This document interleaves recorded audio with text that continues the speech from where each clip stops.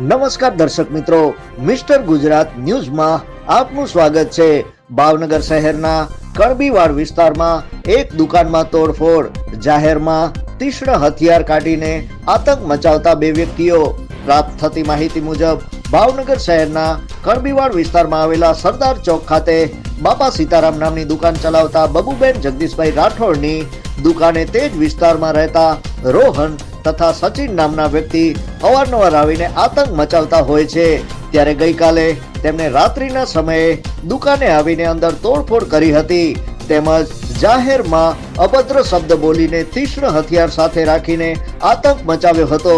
જ્યારે સ્થાનિક વ્યક્તિ આક્ષેપ કરી રહ્યા હતા કે આ લોકો દ્વારા અવારનવાર આવી રીતના આતંક મચાવવામાં આવી રહ્યો છે। ત્યારે આ બનાવની જાણ ગંગાજળિયા પોલીસને કરતા પોલીસ ઘટના સ્થળે આવી હતી, તેમજ વધુ તપાસ હાથ ધરી હતી।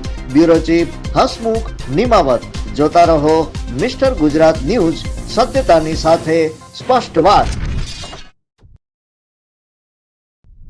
હું આવું છું કણબીવાડમાંથી ને આ લોકો છે ને, મારું નામ બાઉબેન છે, બાઉબેન ને આ લોકો છે ને વાહેથી બધું ઓલું કરે છે અમને, ને વાહેથી સળિયુંના ઘા કાઢે છે ને છોકરાને હખેથી નિસારે નથી જવા દેતા કે અમને ધંધો નથી કરવા દેતા। છોકરા કામે જાય છે ને કામે હખેથી નથી કરવા દેતા લોકો।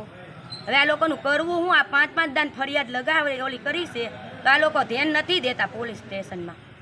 હવે આનું કરવું હું? અમારીને અમને ઓલું કરી દો। અમે બાયુમાં બે તો આદમી અમારે ઘરે હોય જ નહીં આખો દી, બરોબર।